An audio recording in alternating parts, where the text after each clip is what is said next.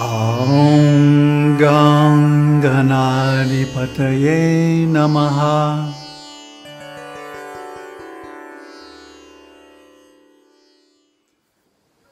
Namaste, and welcome to the 6th Sutra of the Vedanta. Now we're discussing the Ikshatyadyadhikaranam. The adhikaranam, or topic, under discussion is Ikshatyadyadhikaranam, that the Supreme is sentient. So let's take a look at the 6th Sutra. Gaunaschet na Atmasabdat.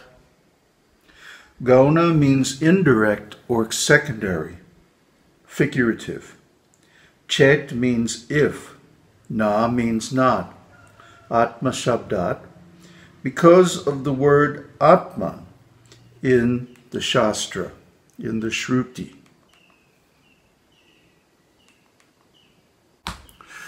So the materialists of all kinds, and I'm including in this even the Vedic materialists like the Purva Mīmaṁsa school and the Sankhya school, although they would deny that they're materialists because they believe in creator spirit, Brahman. Still, they posit the existence of a separate material energy, the pradhan. The pradhan is supposed to be the insentient material elements born from Brahman. And then from pradhan, everything else was created. It began to separate out into ether, fire, air, water, and finally earth. And from that, the whole creation was fashioned. Now, what's wrong with this story? As we discussed last time, the wrong assumption is that all of this is real. That all of this material existence actually has substance, actually has existence. And that, of course, isn't true because of the word Ikshatyadyadhikaranam in the sutra. Ikshatyadyadhikaranam, and also in the Upanishad. Ikshatyadyadhikaranam means he thought, or he conceived, he saw. Literally means to see, to envision. So the Supreme embarked on a creative visualization of the creation. And poof, there it was. There is no need for a mechanical process. There may appear to be a mechanical process of creation. But just like the creation itself, that's only an appearance. What's really happening is that Brahman, being sentient, is envisioning the creation, and due to his creative power, it immediately comes into being. So what is this creation? What is it really? It's an illusion. It's an appearance.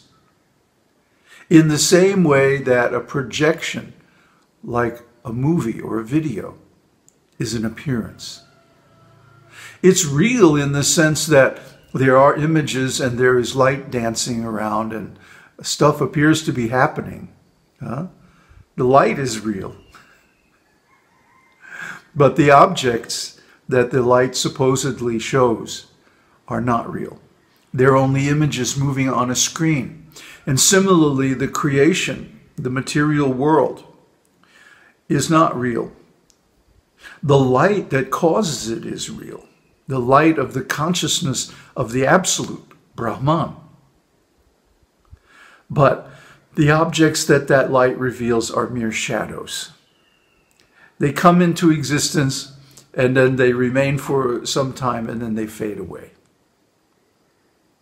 Plato made a very nice analogy of some men who are imprisoned in a cave, and they're bound in such a way that they can only face one direction. And behind them, where they can't see, there are men with fire and cutout shapes. And they're moving these cutouts in front of the fire and creating moving shadows on the wall.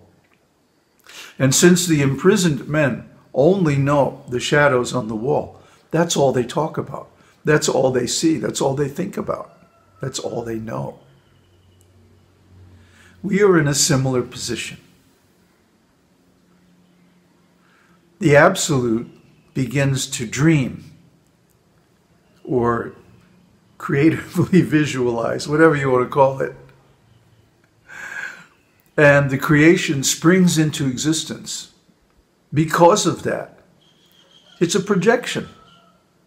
It's a projection of the creative visualization of Brahman. So there are many things, just like in dreams, that appear absurd, that don't make sense, that don't add up, that don't work the way we think they should. There are many things about life that seem absurd and ridiculous. Why? Science goes to great lengths to explain, but science can't explain. Because science, from the very beginning, ignores the subjective. And the subjective is, as I pointed out last time, the only thing that we know for sure is real.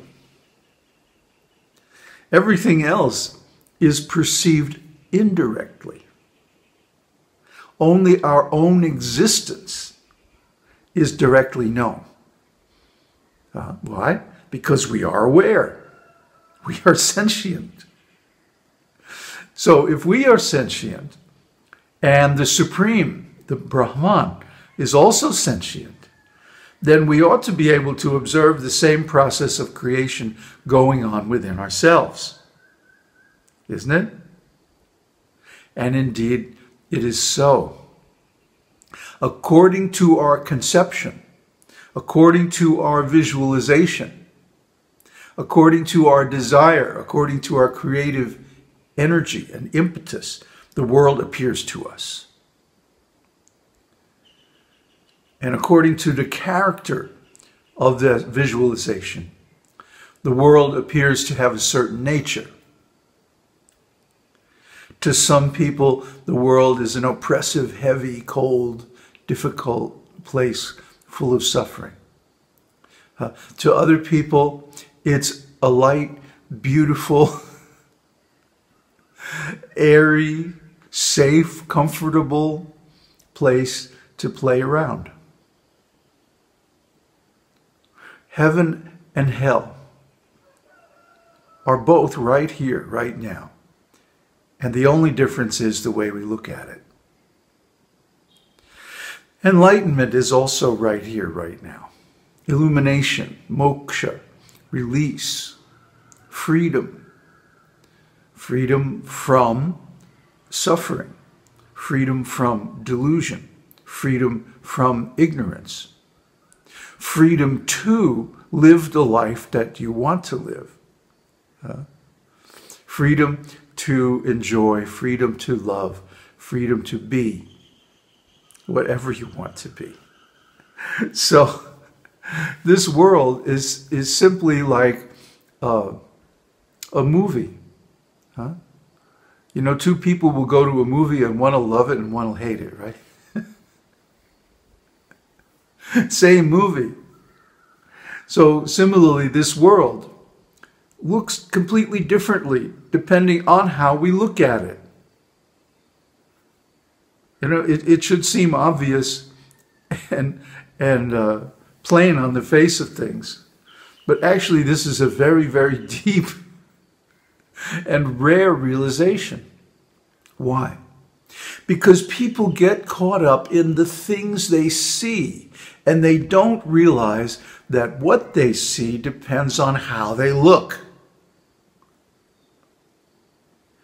It's so simple. It's so direct. And yet we ignore it because we take our sentience, our consciousness, and especially our self-awareness for granted. Yet these are the most valuable things because they determine our quality of experience in life. The materialists want to reduce it all to a mechanical equation and say this universe is going on like a machine following certain laws and blah, blah, blah. No, no.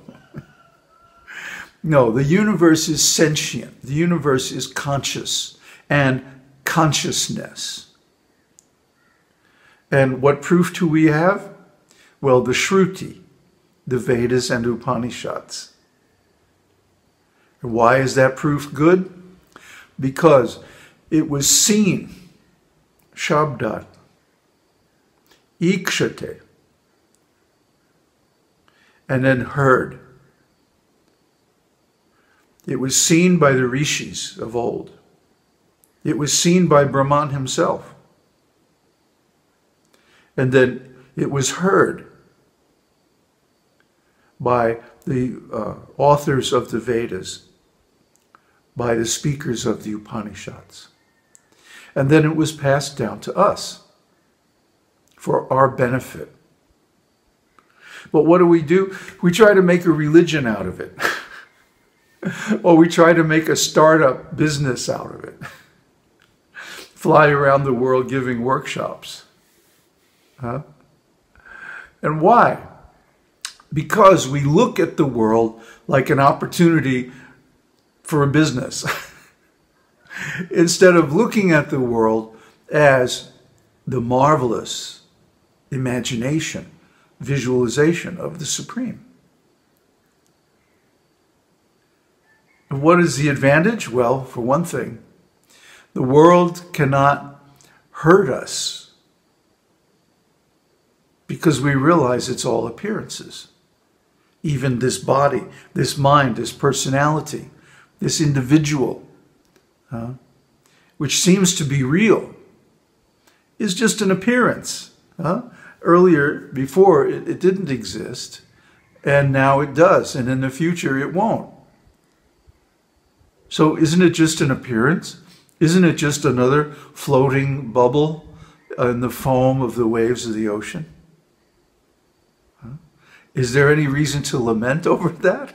No. No, because there'll always be another wave and another bubble. There'll always be another form, another name, another existence, if you want. Or you can go back to the source and you can just be one. It's up to you. It's what you want to do with life. Because you're held back by karma, you don't think you have full freedom, but you do. All you have to do is recognize certain things and see life from a certain point of view. And that point of view is given by the scriptures. So this is why the scriptures are held in such high regards. And why these different schools of philosophy that try to build a good business on the scriptures always ultimately fail. They fail to give us satisfaction because they don't really reflect the actual nature of existence, which is pure, absolute awareness. Om Tat Sat. Aum Harihi Aum.